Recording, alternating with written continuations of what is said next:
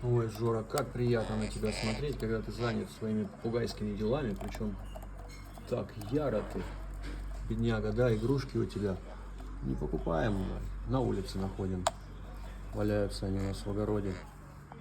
Домик, кстати, заказали на Алиэкспрессе, на картинке был побольше, а вот прислали, как обычно, поэтому вот.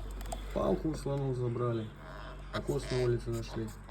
Все, малыш, давай, усердней, усердней. Кто, если не ты? Ой-ой-ой.